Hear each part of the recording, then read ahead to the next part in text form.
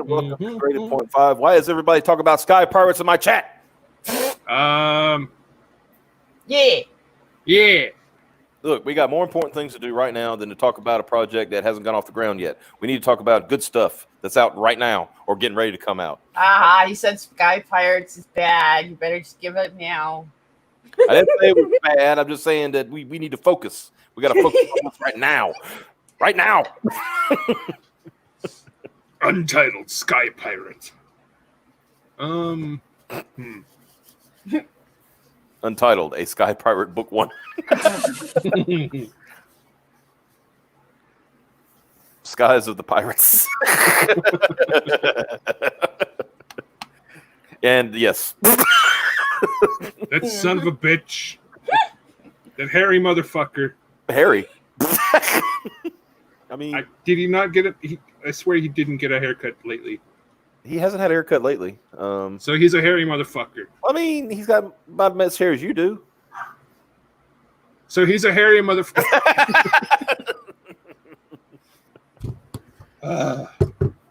Let's see. Yes. What the? What is that even? Marjorie, Skies of the Pirates. Is it a Marjorie? Marjorie. Why is that familiar? Fuck. No, you know, it's funny. Our guest here, he has to talk in the chat because we're not letting him talk. Oh no! I always like to. I have two windows open all the time, so sometimes when the chat comes in, I just like to say hey as well. Oh, I get you. It was just funny. It's like, well, I'm not going to be able to talk tonight, so I'm just gonna. We're just going to talk to the chat. It's Xavier's fault. Yep. Like this, like the title of this, Xavier Potter and the Skies of the Pirates. Yep.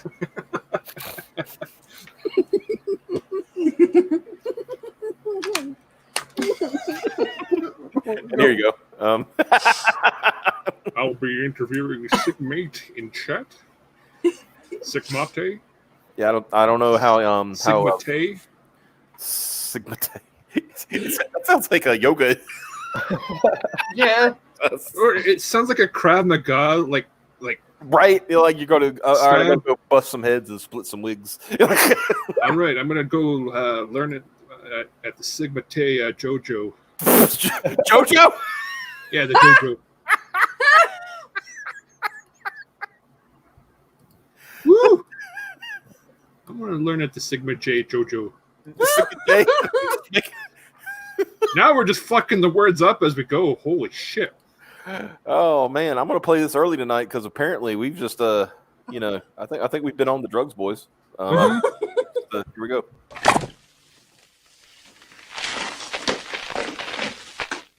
Cocainum.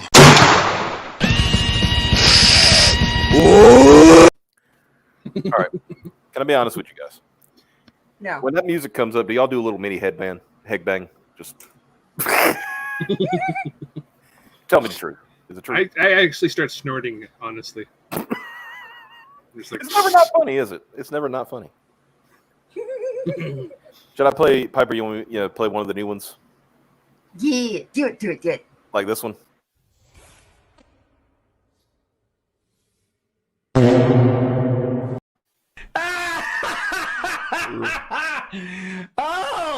Oh no! Yay! That was just bringing them together, you know.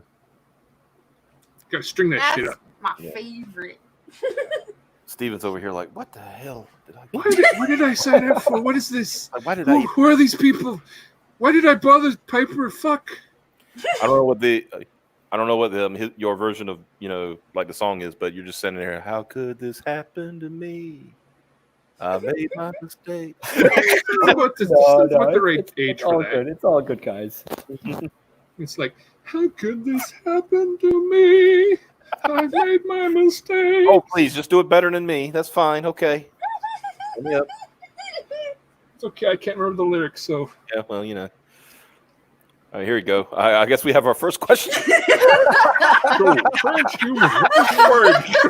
Let's creative journey.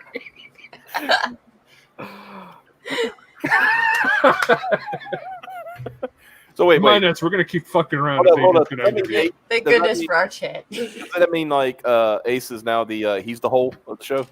Yeah. Yep. Okay. Yep. well, Ace is the whole. Yep. Good job. You're the whole. So I will. That's a good question. So TransHuman, what inspired you to go down this creative journey? Oh, look, I think I sent you guys the Google Doc in the private chat. If you want to bring that up, Chris, that might be a good starting point. Sure. Let me. See, this guy came prepared. We didn't. When are God damn it. When we got started, he says, "Did you get the Google Doc?" We were like, "What Google Doc?" And Piper's like, "Oh yeah." and you know what? It's because of fucking her stupid fucking son. Right under the bus. The child goes right under the bus. There you are. If he wasn't fucking born today, she would have remembered. I mean, this is true. That little shit being born on the 20th on a day that we were record. How would he not know however many fucking years ago he was born? He Fuck didn't know sakes. 15 years ago that this would happen, and he could have couldn't he been born on so it would have been a Sunday, so everything would have been fine. But Born on the 19th and then screw us up in like a year or something? Let me go see. See, Ace in the hole, more like Ace in the hole. He would have screwed us up next year. Yeah. Yeah. Eventually, he would have screwed us up. That son of a bitch. Okay, to be nice, to be fair, happy birthday, Piper's child. Yep. Hold on. Cover your ears just a second. Hey, Jens! Jen says happy birthday! Okay. Exactly. How could you not keep the 20th free of all days? 20th of July. Why could you keep? Okay, let's talk about TransHuman. You remember you asked to be on the show. I'm just wondering. Oh no, it's fun. Yeah, okay. Look, so I split the story into two parts. You can kind of see it. There's a left and there's a right. So Okay. the idea behind TransHuman is the replacement of different body parts with different cybernetics. Okay. So on the left is the view that transhumanism is very much human evolution. The idea actually came when I was doing some work for a hearing aid company. Mm-hmm. And what they were saying is over time, the human ear degrades. So as a kid, you have a much higher frequency range than you do as an adult. And then when you're much older, you basically your frequency range almost halves. But what they found was when you put the hearing aids back in, because the nerve endings are still all there, they can actually start hearing frequencies that they may not have heard in decades. Mm-hmm. And I love that as a concept. That guess what? What if you extend that concept some more to say, the human eye can only see certain frequencies of colors, from the, down to the purples up to the reds. What if you can extend the frequency? Then you can start seeing colors that you've never seen before, or in the human mind has never interpreted before. So you imagine there's a color spectrum over red, and there's a color spectrum below the purples. So I thought that was fascinating. So it's that the next step of human evolution, that you can start to experience things your senses have never given you before. You can see this, like the easiest way to demonstrate that you how old you are is whether you can hear something called the mosquito solution, which is a very, very high pitched sound at 15 kilohertz. All of us here probably can't hear it. But if I start fucking playing it, all the Zoomers in the audience will start cringing because it's fucking loud and it hurts. But we can't hear it. But if we got, as you said, if we get a fucking hearing aid, we can hear it again. Yep, definitely. We got a weapon against the Zoomers, you guys. Here, I'll even link it in the chat. I'm gonna try it on my kid when she gets home. Yeah.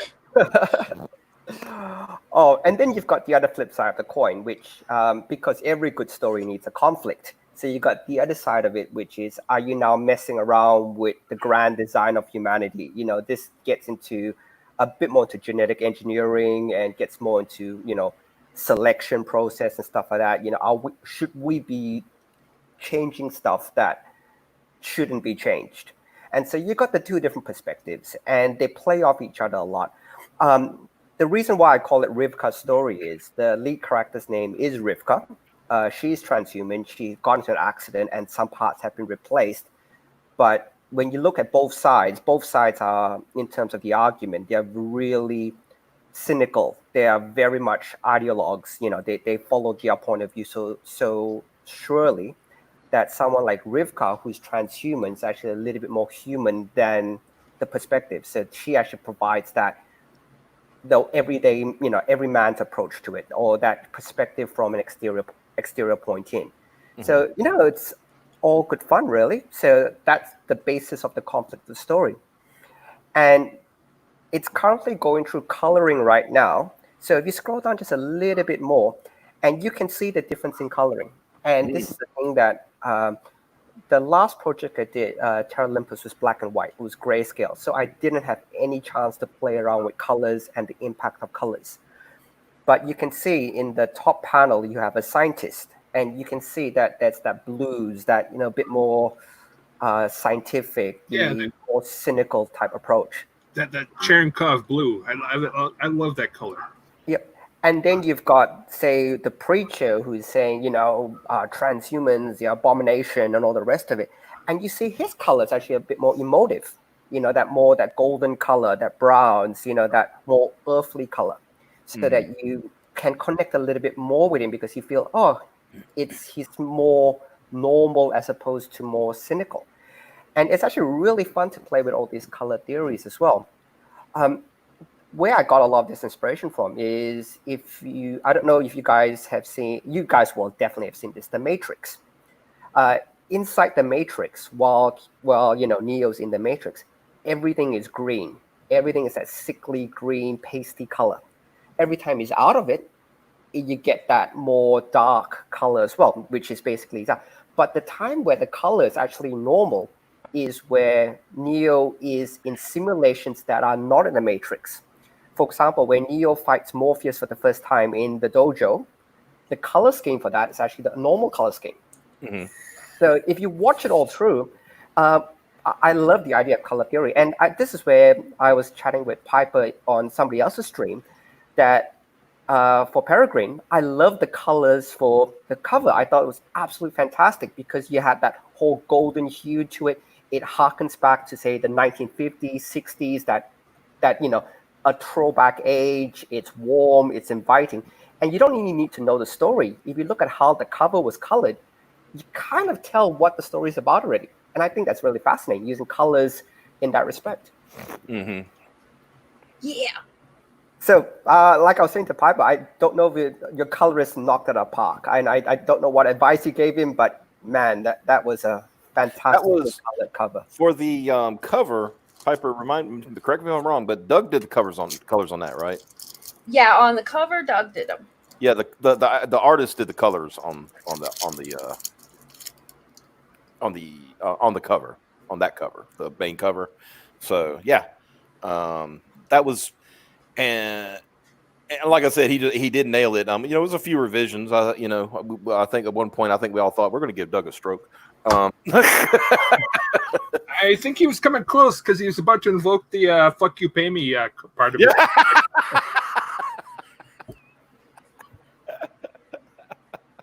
It wasn't. It was getting close to that, but he wasn't like, you know, he wasn't that. He was very. What did we say about him, Piper, when he asked for recommendations?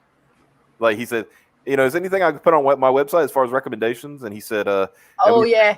He put up with our shit. Yeah. Yeah, I put Patience of a Saint. Yeah, that's probably that was a better version of my version. But yeah, but the cool is, like, Farah, who's doing the interior colors, she follows that pretty well. You know, that same what you're talking about, like that kind of a throwback very golden hue, like it's the Mhm. just before the sun sets, the brightest part of the day. Just before the sun sets. They always I can't. There's a cinematic term for it, and I can't remember it. But if you ever get bored, you check out all the different sitcoms and stuff, and when they film outside, they always film at the same time because that's where the light is the softest, and it's nicest, softest but very bright. Mm-hmm. So, and if you scroll down a bit more, is where I have fun with color test, and I can tell you, you can probably tell at which point the colorist was basically saying, if I do one more color test for you, I'm going to stop. Okay. So he did one which is a little bit more of the bluish color. So you can see that's one color test, and you can actually tell the difference if you scroll through. Which one actually appeals a bit more? This one's a lot darker, so this one she feels a bit more robotic. You can see more of the shadows coming out from her. Yeah. Compared to the previous one. This one is less of the blues, but this one's actually just that more normal feel of a color, that so that you don't have that blue or that magenta overlay onto it. So, right. So, again, what will happen is at different points of the story, you will get colored differently. Yeah. And I think the last one is that magenta hue to it. You can see she's a lot warmer in this one, So you get that warmer feel to it. And it's actually fun. And so the one reason most of my other projects, I don't usually do this. I think this is the first time I've actually been pushing a pre-launch. Mainly because I usually wait until I've got 90% complete, launch the campaign, and then, good luck, that type of approach. But, yep. You know what this particular image reminds me of? Yep. You remember when Arnold Schwarzenegger was first shown in Terminator 2? I don't remember the exact scene, but that's the bar one when he crashes in? Like when he starts standing up and he's all naked and he just staring blankly. Yep. That's what that reminds me of, that particular coloring, and it because of the ball lightning that he pops up in. Oh, okay, cool. Yeah, I'll go back and check that out. And I think he's got one more, which is this one is that it's kind of a mix. It's much darker, but then you can see her scars actually a lot more prominent in this one. So you can see the scar across her eyes. And yeah, so it's actually really fun to play with colors. And this is something, the reason I want people to sign up for the pre-launch early is every 2 or 3 weeks, especially if you like the journey.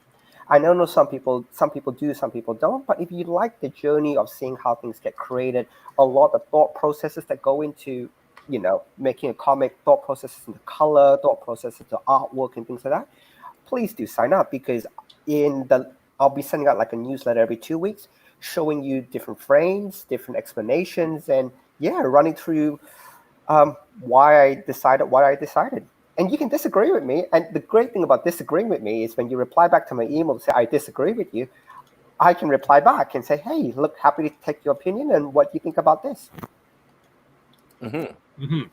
I may be inviting more trouble than I expect, though. So I may be opening a can of worms there. I was going to say, you mind if I put an image up here to describe that? Go for it. Yeah, it's this. All of a sudden, you're just flooded. Your email box is flooded. It's like, oh no! Well, I can't make a comic book. I've got to, just keep answering these emails for the rest of my life.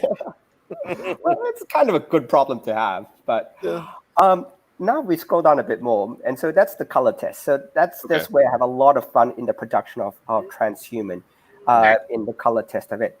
And the other thing, so I'll also describe some of the fights. So they are, different fights that happen.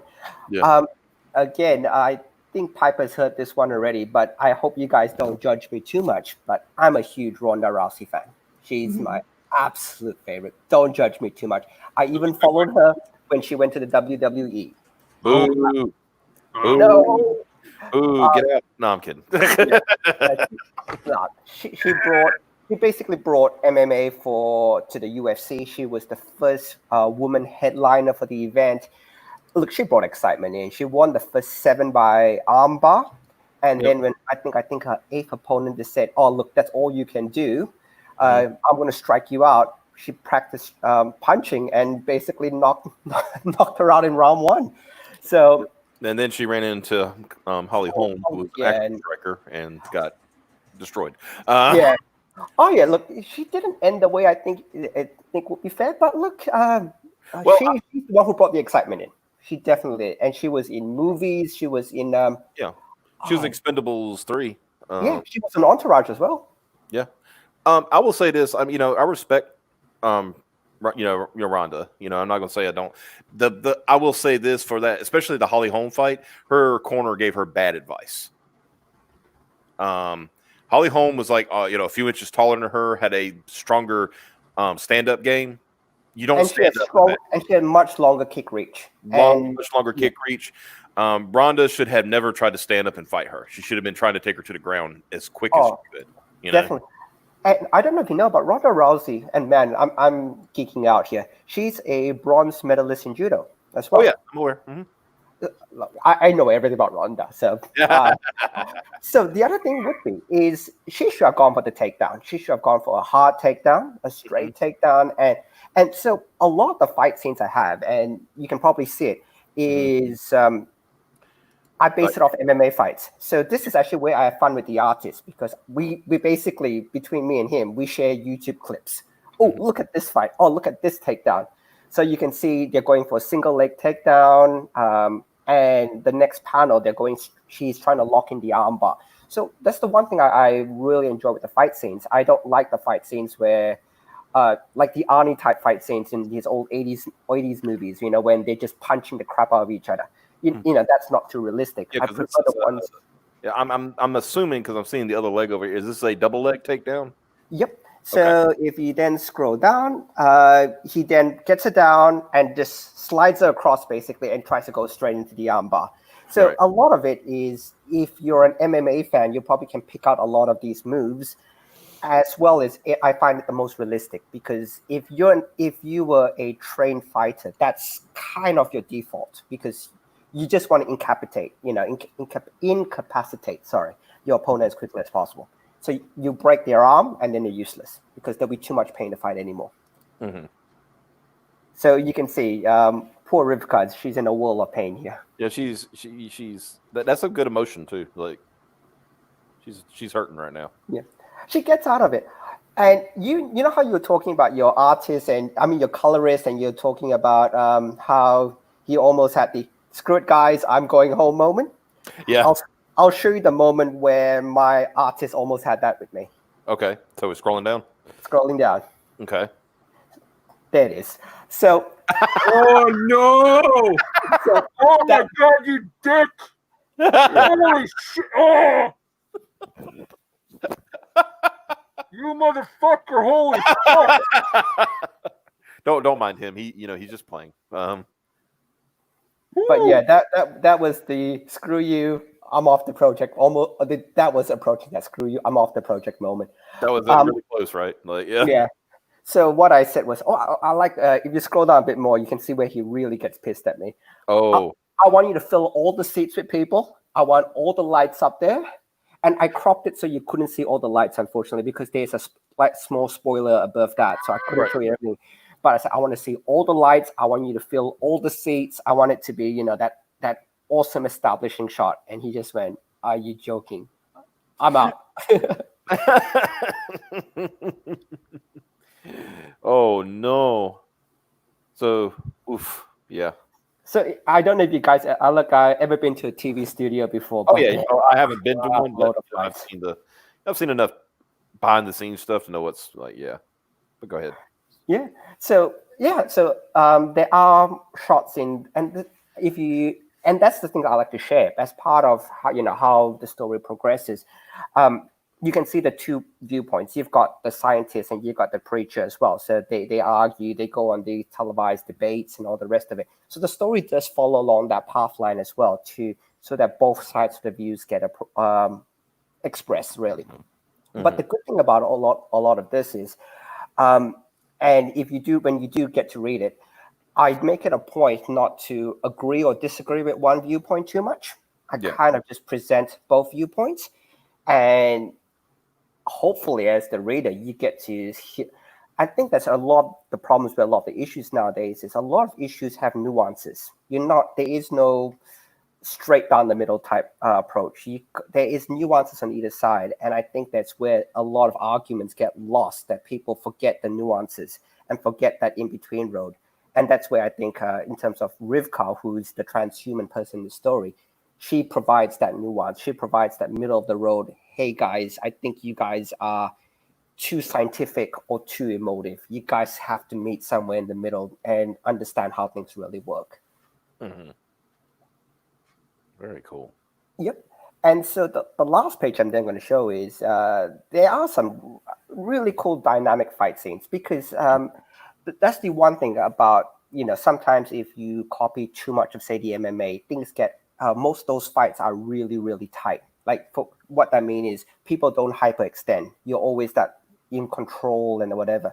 But it's still a comic book. You still want to have some fun with it. So where I still, all the Kirby school of thought in terms of comics is exaggerate, when they punch, hyperextend, when they reach out, and have that fun with the comic to basically to do that. So there are some really cool dynamic panels as well. I'm not going to reveal too much, but yeah, you can kind of see her really extending here. So there are the fun elements of the story.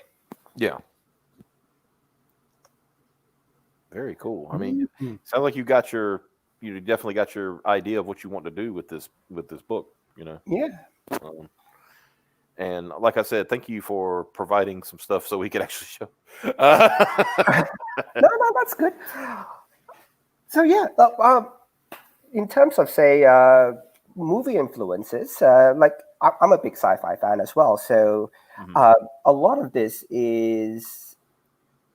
it's not hard sci-fi in terms of it doesn't dig down too much into how the cybernetics work and all the rest of it. So yeah, like how does this react with nerves getting in, yada yada yada, this, that, the other. No, haha, Metal Man Punch. Yeah. But it does have some elements of that, but it's not that hard sci-fi. So the previous comic I did, I think, was Terra Olympus, which is a sci-fi in a space station. That was a lot more hard sci-fi in terms of I explained how chlorophyll would work in outer space and all the rest of it. But in terms of this one, it's much more, it exists, it works, and let's come along for the ride. So the whole catalyst of the story basically starts because Rivka is the bodyguard to the scientist. And when somebody makes an attempt on the scientist's life, and that basically starts the whole story off. When that first attempt is made, trying to dig down to find out, is his life under threat, and basically what he's going to do about it. All right. Okay. Very neat. You guys mentioned Terminator before, and I know I mentioned Matrix, but what sci-fi movies are you guys into? Total Recall is the one that I grew up the most with, and that's a psychological mindfuck. So, what's your take on Total Recall? The ending. Anybody who ever mentions the movie, I like to ask: was it a dream? Was it real? Was it implanted? What was your take on it? They hinted too much into the way that it was a botched implant. And that it woke him up as that he was actually the bad guy the whole time. Yep. Because if they took out the scene where he was fighting them, it might leave it more ambiguous. But, I agree with you. And again, I know there's different schools of thought on it. I do like the idea that he was a sleeper agent. Arnie was that sleeper agent, and he just wanted a damn holiday. So when he went on that, the holiday implant, that fractured whatever the sleeper agent code was, and then that's what started, the chase, the trip to Mars, and all the rest of it. Mm-hmm. But I like that they tried faking out the audience with having the recall spokesman come in and be like, "Yeah, you're dreaming. You go back to sleep." Otherwise, you're going to get lobotomized. Because that kind of brought in some doubt again. Kind of. But they stepped too far into the fact that it is that he got woken up as a sleeper agent. No, I prefer that theory. For the practical effects for that movie, that was amazing, especially when when Arnie opens the head up, that old woman's head when that opens up. Yeah, the 2 weeks, and then he can't make the mask say anything other than 2 weeks. No, I thought that was so good when he just pulls it off his head and they're like, "What?" And then he throws that and blows up. It was so good. So, Chafe, what was your favorite sci-fi one? RoboCop count? Oh, Yeah, hell yeah! Yeah. Then RoboCop. Oh. Which version though? There were 2 versions, and one version was the R. We're never showing this to kid version, and then there was a much softer version. Yes. No, I mean I liked RoboCop 1 and 2, so those were I like them about equally. So. You're probably noticing he's trying to ignore the fact that there's a remake. Yeah, I refuse to acknowledge the remake. The remake doesn't exist for me. I keep hearing. I've been hearing rumors that they're going to do another RoboCop, but it's going to be Peter Weller's coming back, and it's going to be like old man RoboCop, which I would be fine with, in all honesty. Just a shame what that fucking Dutchman did to Peter Weller's reputation by saying that he was really hard to work with. Yeah, well, when it takes you 3 or 4 hours to get into a rubber suit, and you might have problems with that, You gotta let the guy of course he's going to be pissed off every day because exactly like you said, it's hot. He can hardly move. It's constricting. Yeah, the whole thing. I watched documentaries about that suit, and that suit was supposed to be designed to actually. RoboCop was supposed to be moved more freely. Okay. Like in the remake. Kind of like in the remake, yeah. Robotic, but also more freely robot. You know what I mean, right? He could have been able to do more stunts and things like that, but because of the way the suit was designed, they kind of, and limiting his movement. That was there's a really good video on YouTube where he talks about like the stunt coordinator. They basically had to develop a new style of walking with the RoboCop suit, like and they had to do it within a day. Okay, I think it was perfect. I mean, no, it worked for what it was. Afterwards it worked because it brought the how do you say it, like his losing his humanity more. You know what I mean? More to the prominence because he was a machine with a human brain. That was it. Oh, look, but the one thing I did like about RoboCop, which actually I think still scarred my childhood a little bit, is the first 5 minutes. That absolute first 5 minutes where they're basically shooting the crap out of Murphy. The execution. Yeah. Oh crap! That's nightmare field for a 10-year-old. Yeah, especially if you saw the unedited or the rated, the definitely rated R, which almost was rated. I think it was almost rated X. Pretty close because of the gratuity of it when they shot his hand off. Oh yeah, I've seen that one. That's the version I saw. Yeah. That's that if you don't have a good fortitude, it'll give you nightmares because it was brutal. But even like seeing like the rated nearly rated X version of Kenny getting shot is funny as shit to me. Like, it's just this intern, right? He's just trying to suck the vice president's dick, and then it's like, yes sir, yes sir, yes sir. He does the whole thing, and he gets fucking blasted up to hell like 4 or 5 times before they finally get the panel to stop working. Oh, but there's actually one scene I remember. I think this was probably the most cynical scene. When they were first building RoboCop? Yeah. And I think one of the scientists makes a throwaway line saying, "Oh, we can save his left hand. Yeah. His left hand can be saved." And then you hear I can't remember the guy's name now, the lead for the RoboCop program just went, "No, hell no. Remove it. Get it cut off. We don't need it." Yeah, Bobby. He said, he said, what do we need it for? Because I think it was after, because it's like right after that they showed the actual arm they were going to use, and he said it could crush every bone in your hand. Oh, I know. Actually, a lot of transhuman isn't that satirical or that dark. It's actually a little bit more lighter than RoboCop. But I did steal quite a few elements from it. Bless you. My bad. Thank you. No, but I did steal quite a few really cool elements from it. I'm looking at Perf Comics. I'm just checking the chat. Aliens. Oh man, that's probably still one of my favorite sci-fi movies as well. Where Well, Aliens. Yeah. Aliens from Perf Comics in the chat. yeah, it's a good one.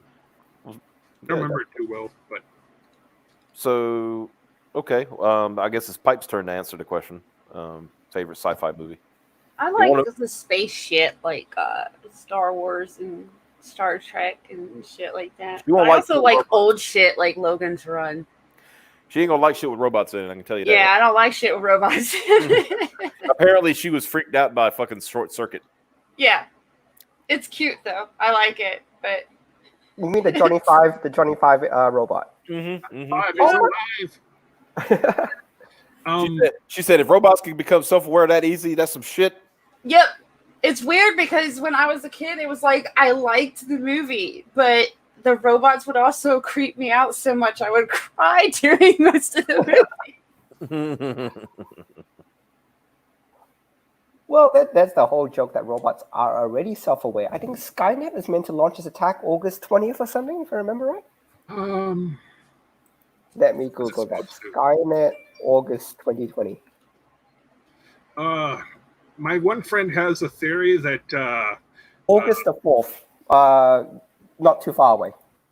Yeah, my one friend has a theory that the basilisk is actually, in order to prevent the time paradox, it's having us create infrastructure for it, as well as making us do the work of killing ourselves. And by making the infrastructure to kill ourselves, they sent back guy to make Facebook. Oh wow! Yeah, makes sense.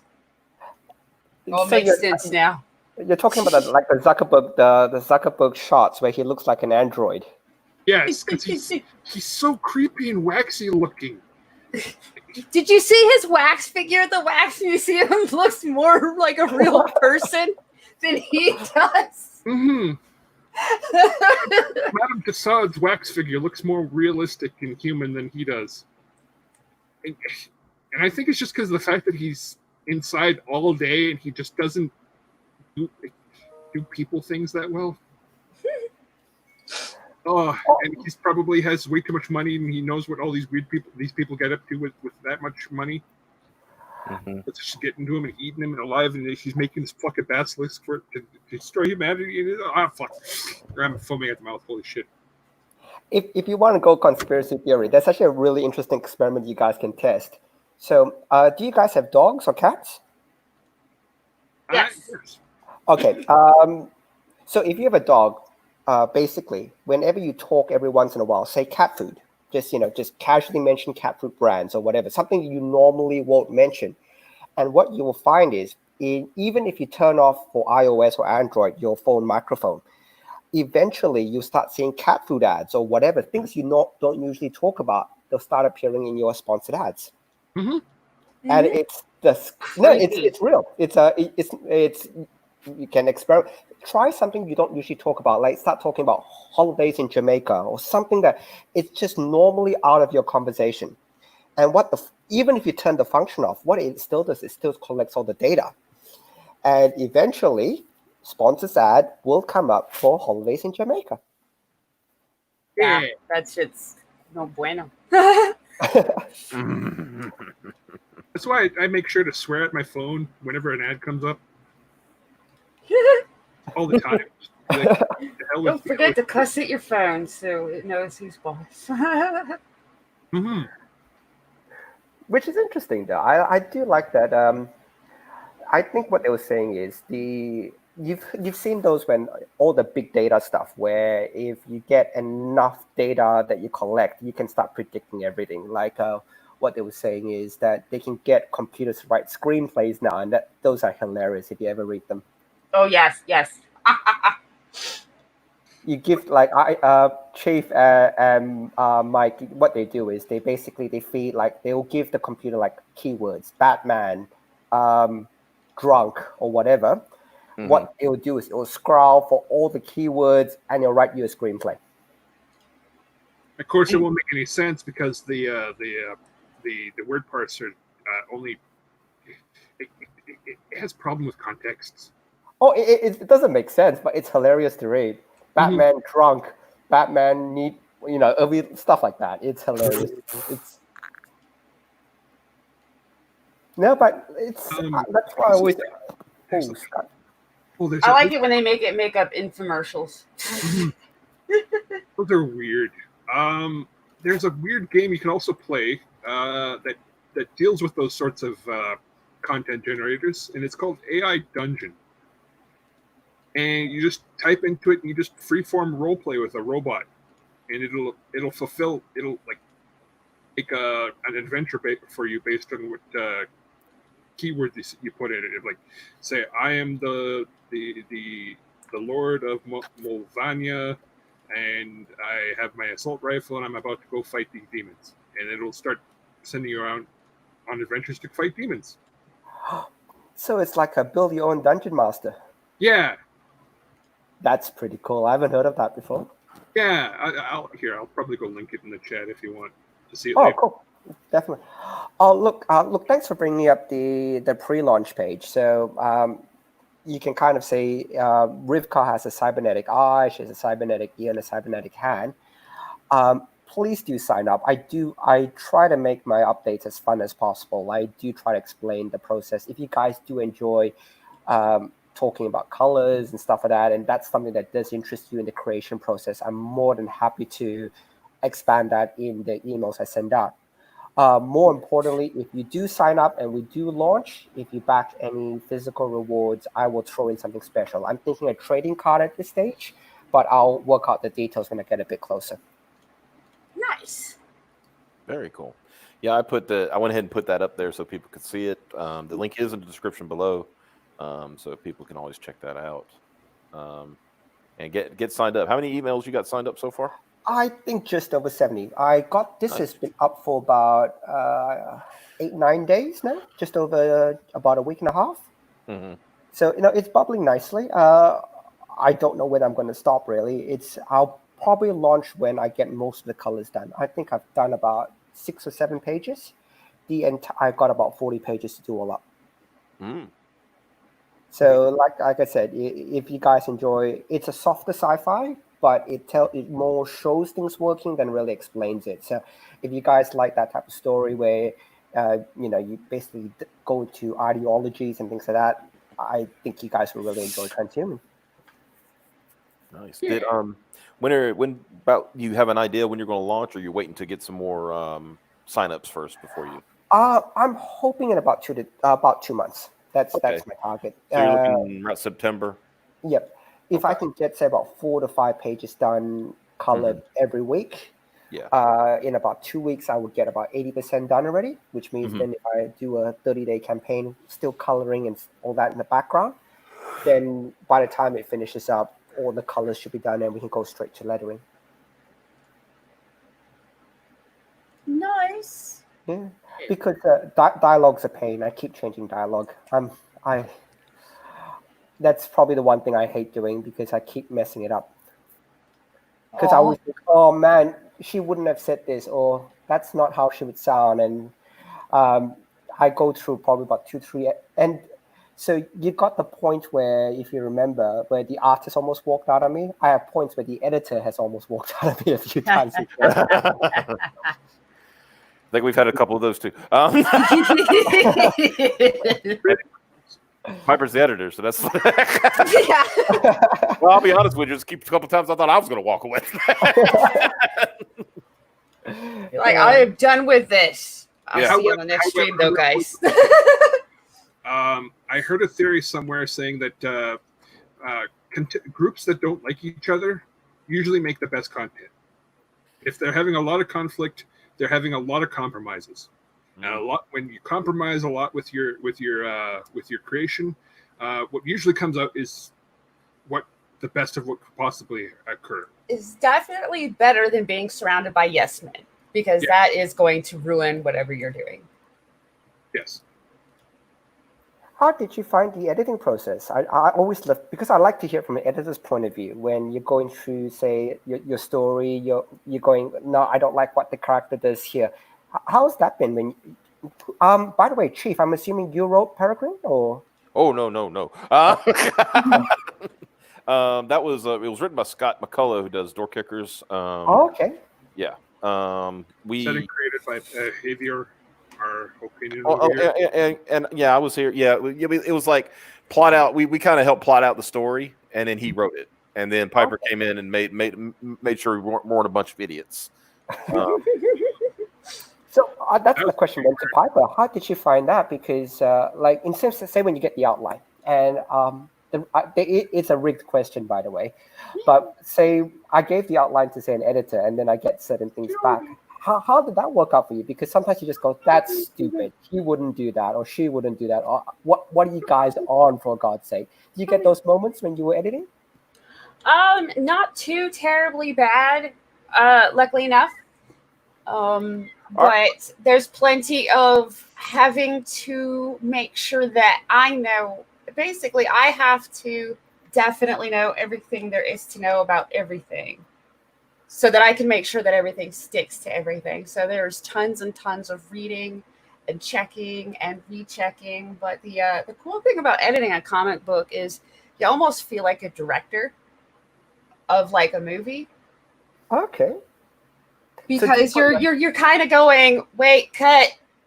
This character would not do that. Yeah. Or this character is out of character right now. Cut. Like, whoa, wait a minute.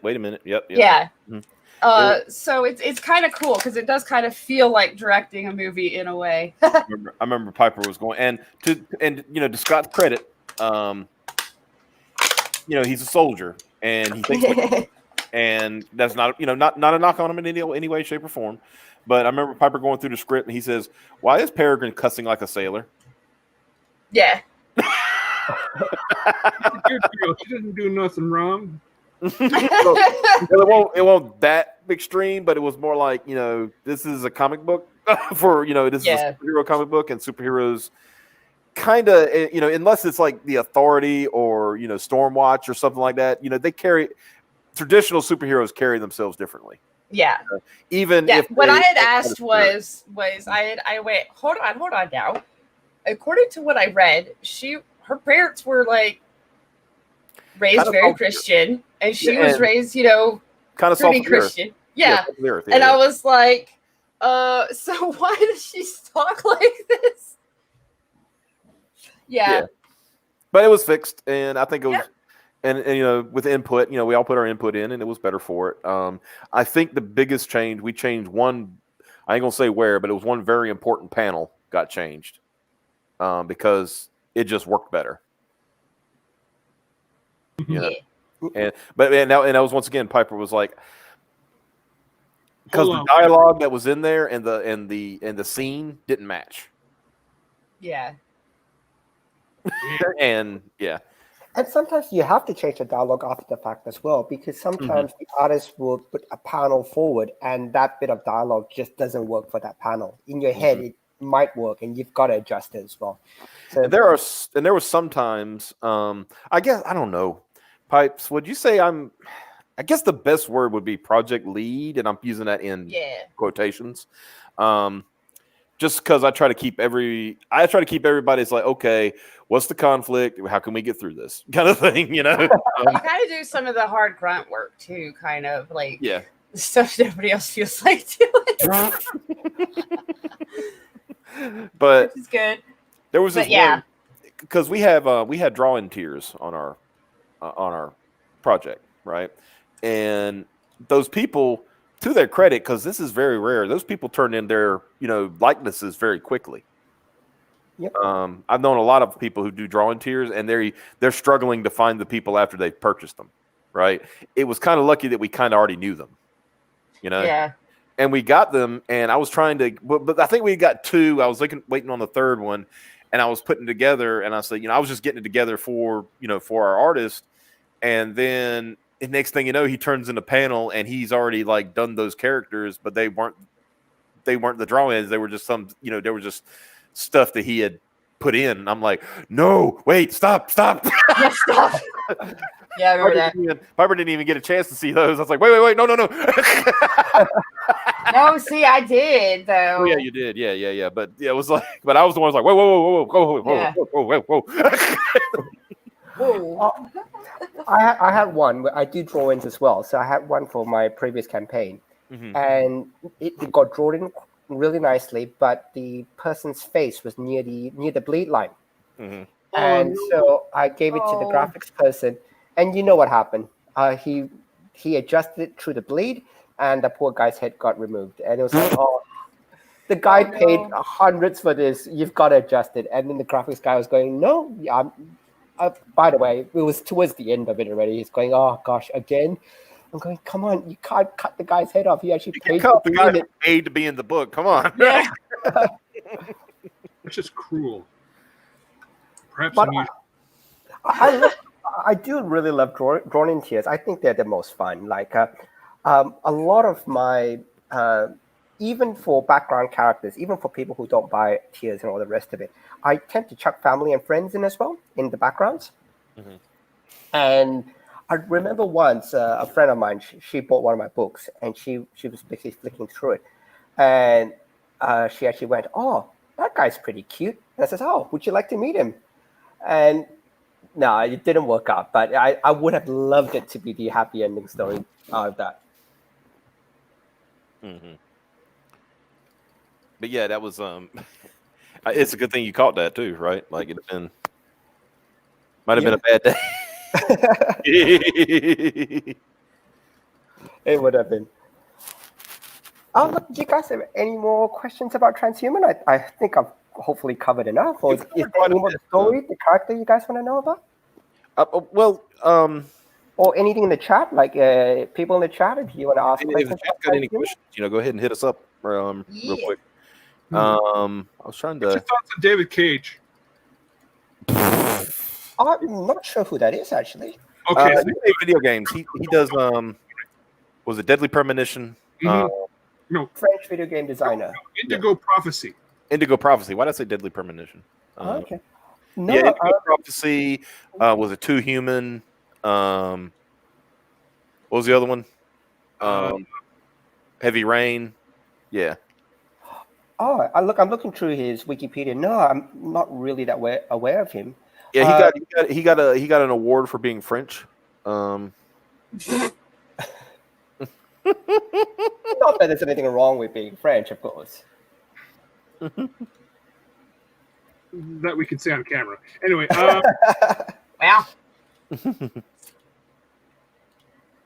I'm just looking through Heavy Rain. He's a composer as well. He did Time Cop, Hardline, Detroit. He makes music as well. Not bad. he gets super up his own ass when he makes games. He got so up his own ass when that Xavier wrote an entire novel about TransHuman as a response to how up his own ass David Cage was. Okay. Yeah. I suppose the main thing is his stuff any good or? Oh, well, I mean, they're good for the memes, but that's it, really.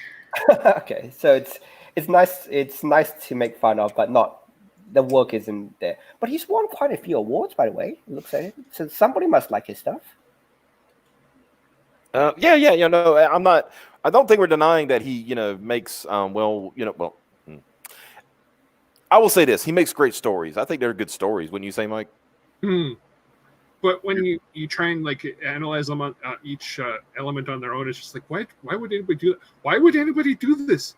Why would anyone do this over and over again? That's how Indigo Prophecy on its own. That one was interesting, and it was I couldn't get through it. I really couldn't. I paid for the fucking thing and I couldn't get through it. Did we say anything about TransHuman? Because that wasn't David Cage. That was David Cage. No, that was Silicon Knights. Are you sure? I'm positive. I'm pretty certain. No, No, wait. wait, no. Become Human. Detroit Become Human. That's the Detroit one. Become Yeah. Human. He's right. Yeah. So we were right. Yeah. I mean, yeah, Micah was right. 2 Human is Silicon Knights. So Yeah, he's right. yeah, I've seen. Yeah, don't worry. I've seen David Cage's up. Okay. No, I'm learning as we speak, so that's Okay, where I'm running through. Mhm. Oh, look, guys, I probably do have to run soon. My lunch hour is almost finished here, so I Well, you're have coming to. in on your lunch hour. Well, screw you. No, I'm playing with you. We appreciate it. We appreciate you coming by. No, thanks for having me on. Thanks for letting me talk about my project. And Yeah, absolutely. if you ever get me down the sci-fi or even time travel story holes, man, you keep me ranting for hours and hours and hours. Absolutely. Well, we definitely want you to come back once you launch, so we can talk more about more about the project now, especially we can see it, and and especially because we want you to make some money. That's how it goes, right? Yeah. Oh, look, thank you so much, guys. And look, if you ever, I'm happy to return the favor. We've got a small Australian channel as well. Okay. So mainly Australian people. I'll shoot the link to Piper. Any of you guys I'm happy to return the favor. You guys are always welcome to come on as well. Yeah, we appreciate it. Awesome. Thank you so much, brother. Okay. One of Thanks, those guys. days when I can yell. What are we doing? I was just trying to figure out what he said. Well, Mike kind of gets to the point where he just starts grumbling and mumbling and stumbling. Yeah. I said I might have to come on one of those days when I can yell. Oh, yeah. So that was fun. He's a good dude. Yeah. But definitely, yeah. Like the link is in the description below for TransHuman. So I guess we might. Well, hell, let's do this. We haven't shown this off on the channel in a couple of weeks, actually. Whoops. That feel when you cancel your screen share. So yeah, there's this book. I don't know if y'all have heard of it. Peregrine Wings of the Falcon. 43, 915, 964 backers. So we are what? If I'm calculating here, we are 36 away from Being a real boy. comic book. Yeah. Being Nice. a real boy. We're almost a real boy. Fuck you, Smeller. We're actually a real boyest of all real boys, so fuck you. The real boyest. Yeah. Oh yeah. Thanks, guys. Sorry, my lunch hour's up. Yeah, appreciate it, man. You were a good guest. We like you. Come back. Let us know when you're about to launch. We'll come bring you back. So, if you're listening, still, I don't know if you are. But yeah, we should show off. Do I have them? I do have them. Let me get them off my email. Give me just a second. Talk about the project while I'm doing it. Yeah. Chill. Titties. What? Got the biggest one. Fuck's sake. They're powerful. Why do I don't know. Like I thought I heard titties, so I was chiming in on titties. Yeah. So one has one name, the other has another name. Those are secret. They're very code. Yeah. Nobody gets to know what they are. Hold on. Here. Code All right, titty. Xavier, start shilling. Bye, Peregrine. Perfect. Brilliant. Oh yeah. Perfect. Save the stream, buddy. If you don't if you don't buy Peregrine, we're gonna tickle this kangaroo with this porcupine. Now we probably won't do that, but you better buy Peregrine just to be safe. Yeah. Here we go. Let me get these. Y'all want posters? I got posters. I got posters coming out of my fucking ass. Woo! I like posters. You like posters? All right. Let's see if Get some. Sure, I can link it over here before I do. I make a mistake. I'm sorry. I had a day the last 30 minutes of my workday. Mm-hmm. The question is, do you want posters or do you want full color posters? Ooh. Give them to me. Put them in my hands. Okay. How about this one?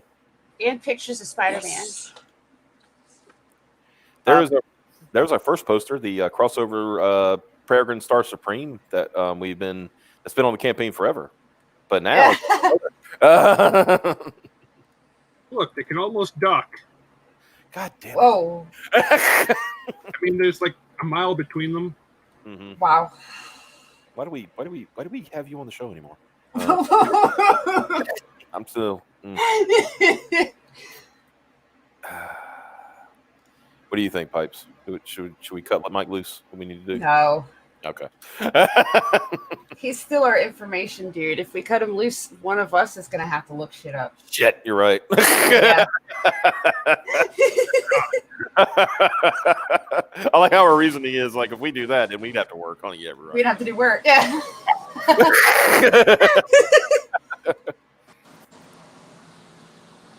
So you got that one, and I know Mike is in the chat right now, so I know which one he's waiting for, and I'm downloading it right now. What? Well, I kind I of have this already. look you. I don't you right there. You Push. suck at this. Zhuzh. Silence. Okay, Miss Thing, why don't you show it off? Okay. And just like that, the protests were quieted. I mean, I could. I don't have to download shit. I don't know why it's taking so long. This must be a big damn file. Armand sent me the big boy file. So maybe he said something. We got us a big ass file. Well, what's in that file? Some big ass tits. Well, it's not wrong. Yep, I'm just gonna put that up there. I love how this is out boomering me. You have no idea, sir. You think that's bad?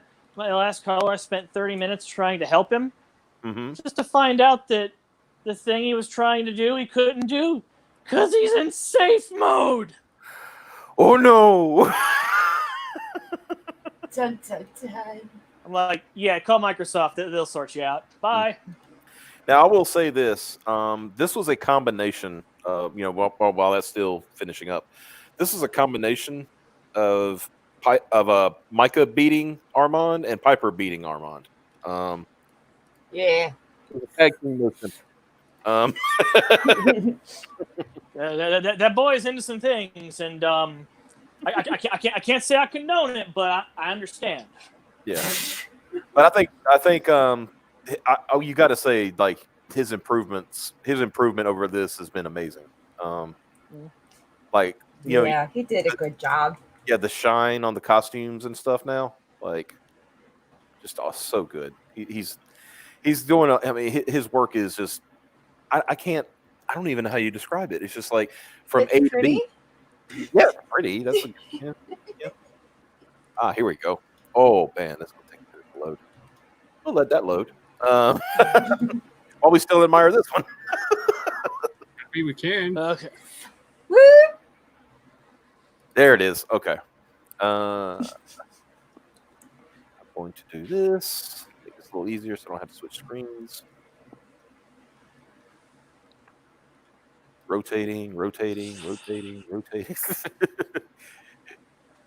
There you go. No simpy. I think I got. Yeah, here you go. There you go. Bam. Woot. Oh yeah. While that's loading, here's I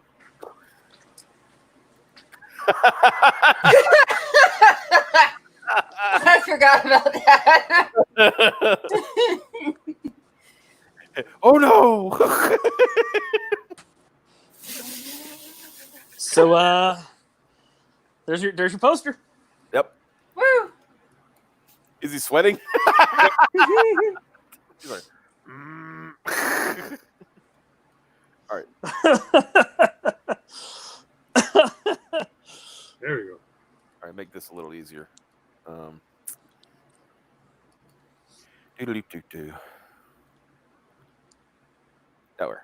There we go. Oh, that's a big one. Yeah. Here we go. This is without the logo, but bang. Look at that. Yeah, look at that. Yeah, look at that. Did you get Look any?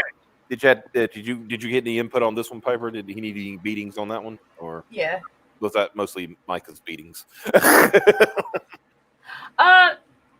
Yeah, I didn't have to do too much. This one was mostly him showing me every step of the progress and me saying like which one looked better, A or B, out of the different stuff the different steps he took.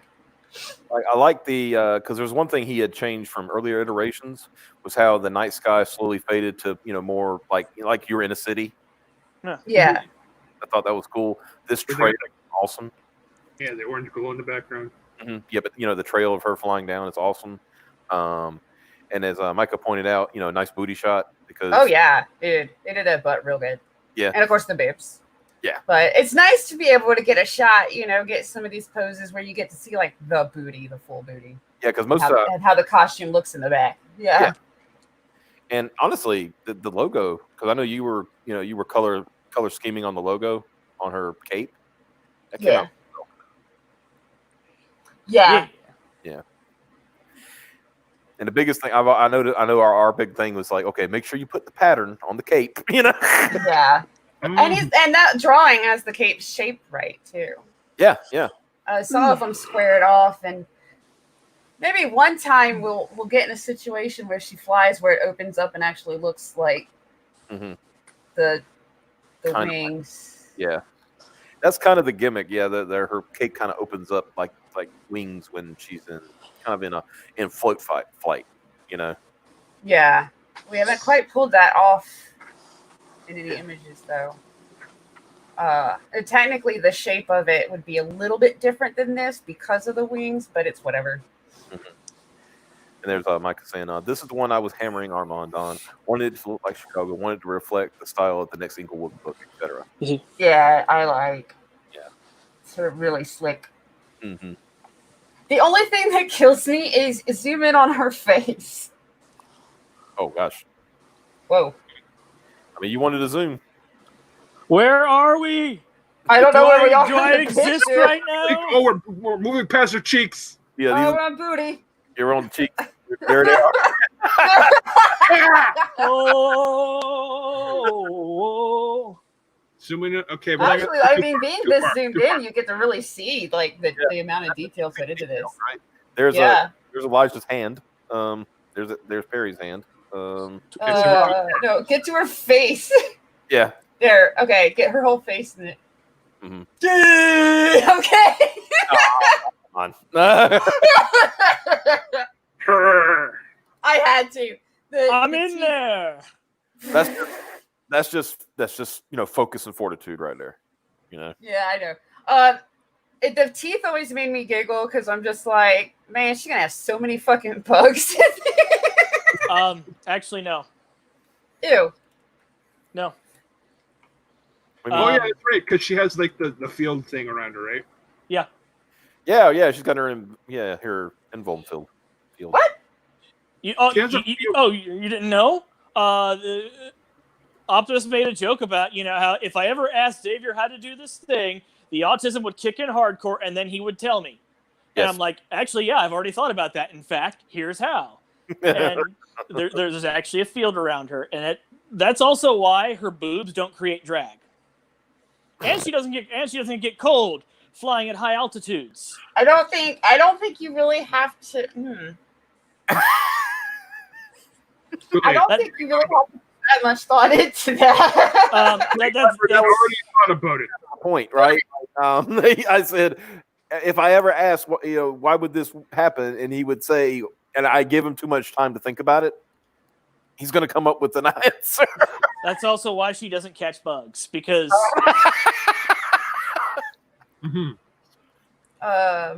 Just go with it, Piper. That actually helps in explaining some stuff later on, so that works. It helps. It helps later. It's just not really necessary now. A lot of things, Piper. A lot of things Xavier's come up with aren't necessary now. Well, a lot of things he's come up with won't ever be necessary, but. But it's good to have the back end explanation in case something comes in. It's like, oh hey, how does this work? Well, actually, Yeah. Well, especially when you're thinking of how to thwart certain things. Yeah. So that. How is she going to get her butt kicked? Well, here's how you can get around this crap. A lot of people would like to kick her butt, wouldn't they? She's got a nice butt. I want to be friends with it. Mm-hmm. And unlike Mike's version, here's Elijah. He's totally focused on the mission and not the boobs. Mission first, boobs later. But from reading the script, there is a guy in there who he greatly appreciates those boobs. So Nice. yeah. I should have done this last. Well, we were still. Yep, there you go. There is a boob joke in the book. There you go. Woo! There you go. The unnecessary machinations of Xavier.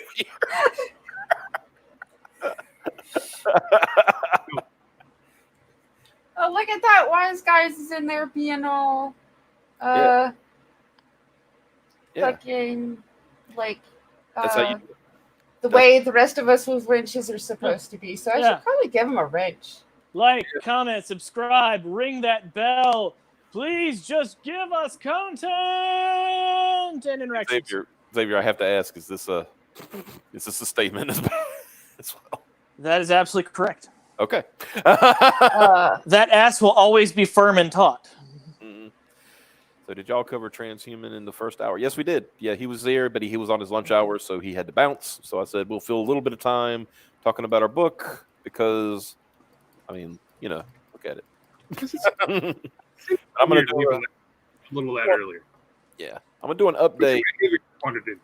Yeah, I'm gonna do an update on the campaign soon, so everybody can see those these images because I'm gonna fix that, fix it on the front page, and I'm also gonna do an update so everybody knows it's coming, and get more word out for the letter and art submissions, because I think that's gonna be the coolest part. Yeah. See people. You really need to We are not sponsored by Raid. Just want to point that out. It'd be nice. Yeah. I mean, yeah, maybe one day. Give us money, Israelis. All of it. Come on. Raid was developed by the Israelis? I didn't know that. Yes, it's an Israeli video game.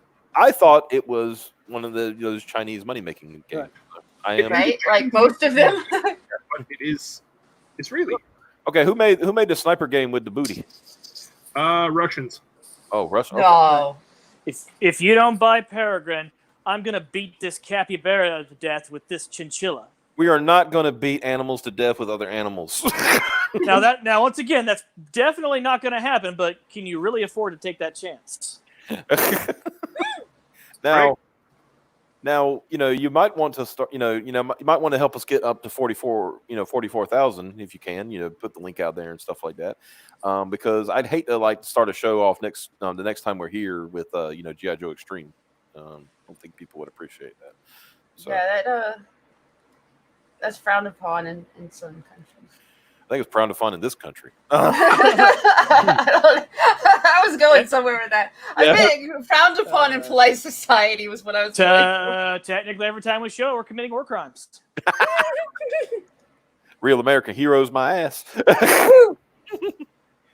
That's probably a true statement. What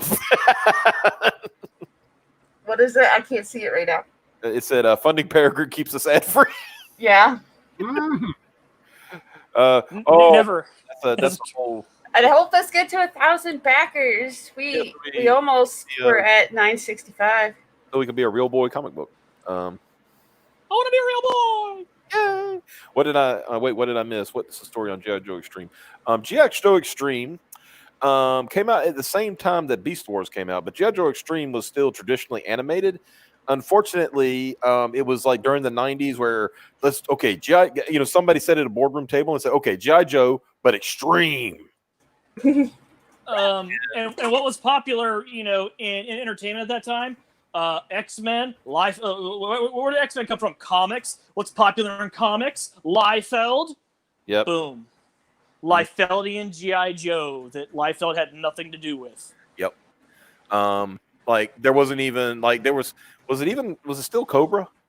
No, it was Claw, I think. Oh yeah. They just had a Cobra-like organization. Yeah. And none of the original characters. They were always yelling, everything. Yep. So it was like watching a Red Brown movie. Yeah. The odds are 1,000,000 to 1, and that's the way we like them. Oh God. Well, anyway, I think this is a good time to wrap up. What do you guys think? Yeah. Yep. Piper? Y'all wanna see something? Sure. You got something else? Cool. Yeah, I got something. Yeah, I heard degeneracy. Yeah. Oh. My degeneracy. Oh yeah. Oh gosh. Okay. So something to look forward to soon is we're going to be doing like a kind of tabletop style video game. Video game. Yeah. What the hell? Who's this? Oh, Xavier left and he had to come back. There he is. Okay. I pushed the wrong button. Okay. And well, I'm going to say this. If you have a problem with furry degeneracy, be prepared, because this is what Piper is bringing to the table right now. This is, I guess you say, the not pretty much rough idea for your character, right? Not really rough. Yeah, this is the final color scheme that was voted on, and then I tweaked it some more to make it still look like it would be from an 80s cartoon. Yep. Are we talking about that? Yeah. So, there it is. That's Zerda, but naked. Nice. Yep. As far as you get. Furries! less furry and more anthropomorphic talking 80s cartoon animal like Rescue Rangers. So war crimes. Yeah. Yeah, still war crimes. So brightly colored, like this is like a gadget equivalent once she's all done. But she's an alien, so she's weird colors. She's from space. Wait, what? I too am angry. Ooh, you made me mad, and you made me angry. Furry titties, wholesome comic. Oh, y'all ain't even ready. There's already been many requests to loot her, so I guess I'm making my own Rule 34 version of her. Well, all right. Whatever. I don't know about Rule 34, but I will make a version of her just for the dudes where she's wearing like her outfit is cute and her boobs are like way bigger. I have to go back to this comment. I have to ask, did y'all hear this? Yes.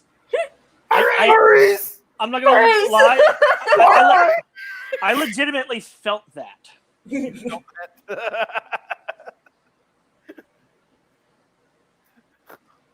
You should have. I streamed. Okay. I balanced out the degeneracy with a wholesome American Marine. Yeah. Yes. Who has a special attack that apparently can devastate ladies. Okay.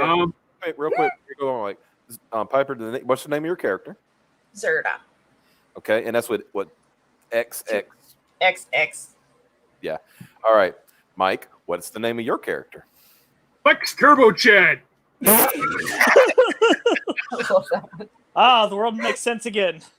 Xavier, what's your character? Or have you not done yours yet? I am playing all of the baddies. Oh, okay. Who's the Dr. Science guy? I play him, but he's not a combatant. Well, yeah, but he's That's Dr. Otto or Samuel Otto. Yeah. Oh, I want to show one more thing.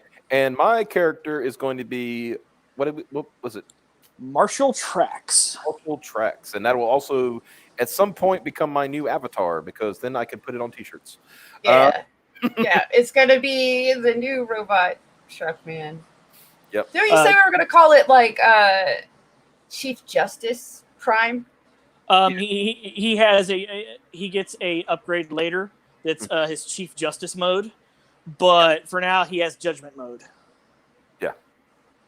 he basically eventually he will get a quote promotion, I guess you could call it. I don't know what any of that. I just say I meant for like streams and stuff, and you using it, you would change the name to Chief Justice Prime instead of Chief Justice Optimus. That's what I meant. Yeah. So less story of other. Less copyrighted. Are you gonna show that one off, or you want to save that? I don't know what we're going to do. We're going to figure it out. I'll say because we have all we have is the rough colors scheme, not really colors. My colors, I don't think right now. Let me play. Oh, and I already ended up with like a catchphrase thingy for her too. I want to. Oh, really? What's the catchphrase? Throughout the cartoon or whatever, if anybody tries to figure out what she is, like they say, is that a cat, a talking cat, or a fox or dog, whatever they call her, she just says, "I'm not whatever that is. I'm Zerta." And they're like, "But what are you, Zerta?" But Zerta's her answer for her name and what she is and everything. She never says what her species is, pretty much. Yeah, she never says what her species is. She gets confused. She's just like, "I'm Zerta. Zerta is Zerta." Like, Zerta is. Damn Universal Translator. Right? I'm not a cat. I'm Zerta. And I've always said, like, that's when Vic Mignogna voiced Ed Bauer from Metal Alchemist. It was all like, but he is kind of short. Are you saying that I'm so small you can't even see me through a microscope? Nobody said that, Ed. It's super uppity, real quick. So I want to show something funny before we go. Micah showed this last night. Let me switch back here. And this is basically for the Hat Man, Micah's friend, business partner, et cetera, who apparently really loved Gwen Stacy. Well, we don't know what's wrong with him. So. Yeah. Well, we're off to a good start already with that fade in. Yeah. So here we go. This is Spider-Man's reaction to Gwen's death. You ready? All right. Probably. Probably not. Let's try it. Where's that audio at? Oh, did I not have audio? Nope. Well, oh. Ba-da-ba-ba-da-ba. No problem. Quick fix. But yeah, our 80s cartoon is going to be great. We already have a theme song. Mm-hmm. Yeah, that is so freaking cool. All right, here we go. And I think, there you go. Gwen was worst girl. Yeah. Okay, you ready? Okay. What up, fuckers? I just wanted to take a moment to run through Gwen Stacy's death in The Amazing Spider-Man 2. Towards the end of the movie, you know it. You've got Goblin Spidey fighting. She's falling down the shaft. Peter's giving it every fucking thing he's got. He flings out his web, tries to save her. He gets her, but he misses, and bang! A little bit too late. Pretty fucking brutal to watch. Let's check it out, though.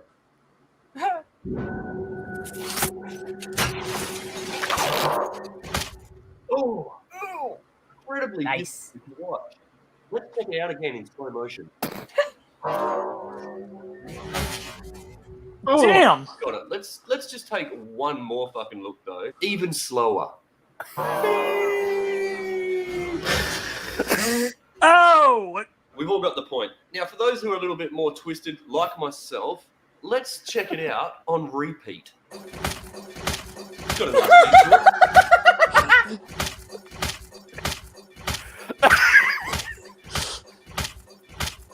Oh my. Spider-Man. He can do things, but he can't say Gwen.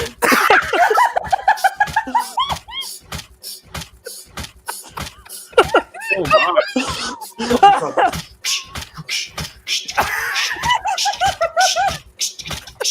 Does anyone else feel like playing with a yo-yo? Hey, I'm normal. That's outrageous. Love it. Holy shit. Oh, that was fantastic.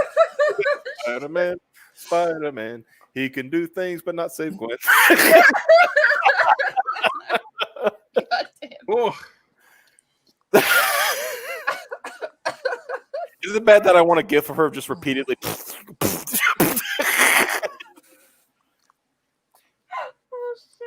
shit. Like, okay, at the speed she was going, even if he did manage to save her before the terminal split, she would have broke her back. Yeah. Wise Guy says it. I think isn't it in the comics? In the comics, the she- centrifugal force of him Yeah, web slinging her did break her neck. yeah. I was gonna say she didn't hit the ground. She snapped because he grabbed her. Mm-hmm. Yeah, and in this one, they actually show. I mean, you see her head bouncing off the fucking. Yeah. ground. Yeah. That's pretty gross. Yeah. So they did change it. And there you go. If you go back to the stream from last night, I emulated J. Jonah Jameson's laugh. Yeah. Oh, you're serious. But I wanted to close out with that, just something funny. Back Peregrine, bring me pictures of Spider-Man. Yes. There we go.